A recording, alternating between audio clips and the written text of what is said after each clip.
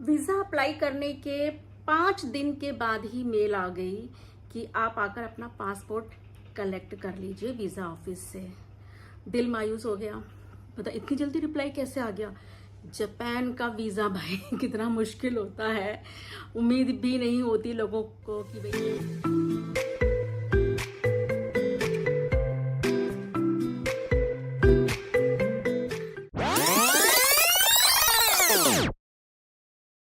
बहुत से लोगों ने हमसे पूछा कि वाई जापान, यानी कि आपने अपनी पहली विदेश यात्रा जापान में ही क्यों की। अमेरिका, लंदन या यूरोप भी होकर आ सकते थे।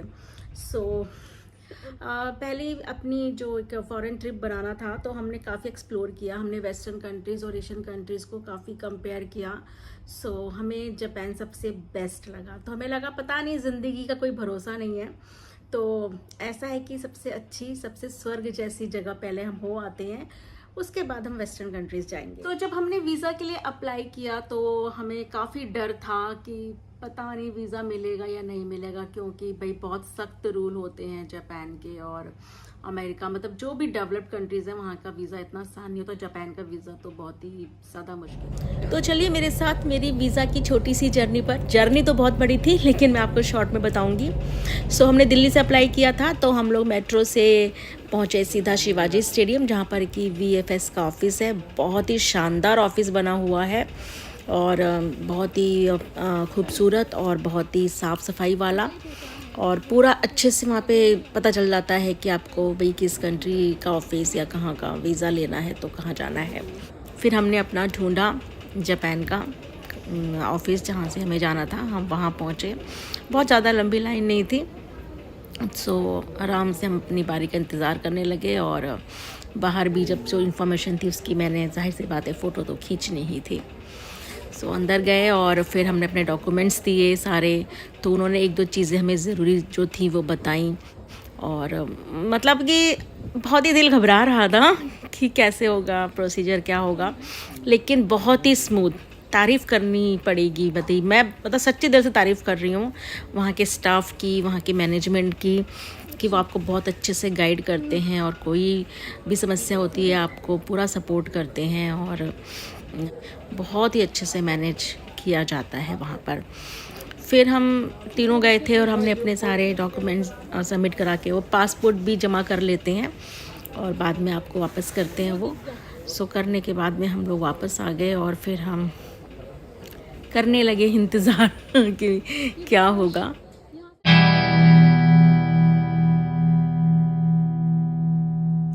वीज़ा अप्लाई करने के 5 दिन के बाद ही मेल आ गई कि आप आकर अपना पासपोर्ट कलेक्ट कर लीजिए वीज़ा ऑफिस से।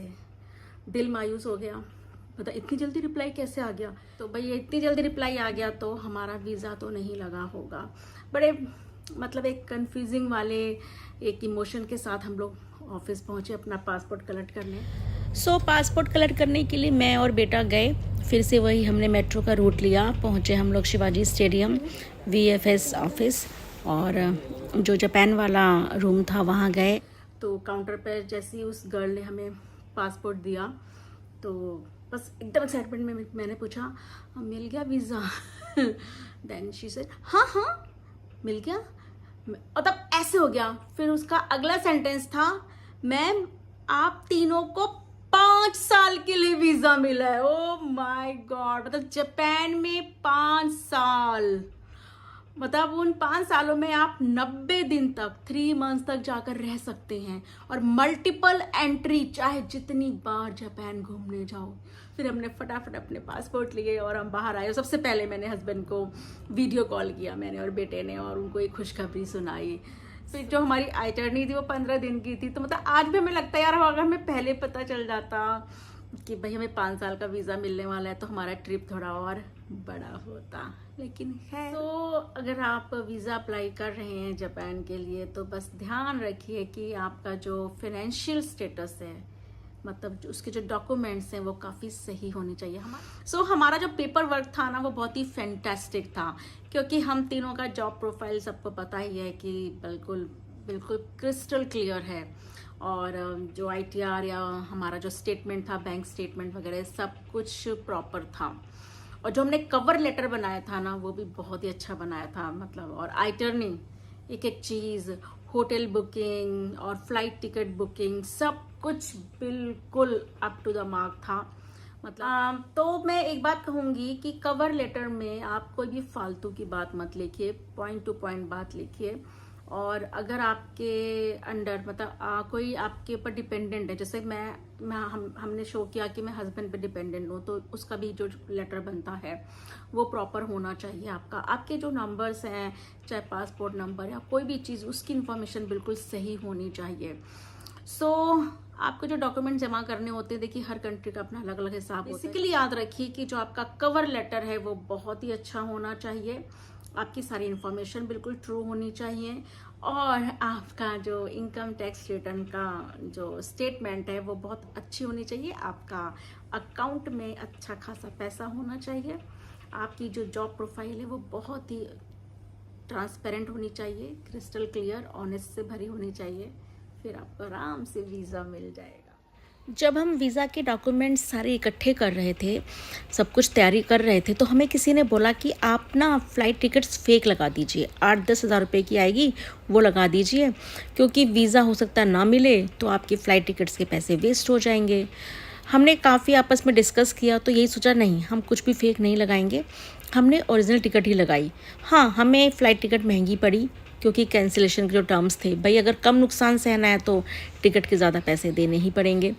तो ये चीज़ आप ध्यान रखिए, आप कोशिश कीजिए कि आपकी जो फ़्लाइट टिकट्स हैं ओरिजिनल हो, आपकी होटल बुकिंग बहुत अच्छी हो, प्रॉपर हो, आपकी आइटरनी में जो आप जितने मैक्सिमम जगह आप दिखा सकते हैं कि आप जाने वाले हैं वो मेंशन्ड हो, और आपके जो भी एक्टिविटीज़ होनी है, अगर किसी की बहुत टिकट्स वगैरह की बुकिंग करानी है तो वो भी आप करा लीजिए। तो ये सब चीज़ सबमिट करने से ना शायद वो लोग कंसीडर करते हों। मुझे तो यही लगा कि हमारी फ़्लाइट टिकट्स, हमारी आइटरनी, हमारा कवर लेटर, हमारा ITR, हमारा जॉब प्रोफाइल और हमारे जो बैंक के स्टेटमेंट थे वो सब इतने फेयर, इतने सही थे, और कोई भी इस तरह से जो हमने जो फॉर्म भरा था, जो रजिस्ट्रेशन फॉर्म इनका ऑनलाइन मिलता है, उसको फिल करके ले जाना होता है, उसके अंदर जो भी क्लॉज होते हैं, भाई कोई आपके ऊपर चार्ज तो नहीं है, ये सब, तो मतलब बिल्कुल नीट एंड क्लीन हमारा पूरा प्रोफाइल था। तो शायद यही रीज़न हो सकता है कि हमें 5 साल का वीज़ा मिला। सो अगर आपको वीडियो अच्छी लगी तो प्लीज़ इसे लाइक कीजिए, शेयर कीजिए और चैनल को सब्सक्राइब कीजिए। और आपको अगर कोई जानकारी चाहिए रिगार्डिंग वीज़ा, तो अब तो हम बहुत ही अच्छे से इसमें माहिर हो चुके हैं, तो हम आपको हेल्प कर सकते हैं। आप मुझे कमेंट कीजिए, मैं आपको ज़रूर हेल्प करूँगी अगर मुझसे हो सकेगा तो।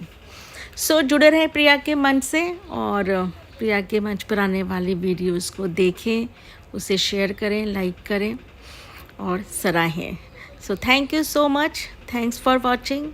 खुश रहिए और स्वस्थ रहिए और घूमते रहिए। दुनिया में इतनी खूबसूरत जगह है, दुनिया नहीं अपने देश में भी, घूमते रहिए। ईश्वर करे कि आपको हमेशा घूमने का मौका मिलता रहे। Thanks for watching, bye bye.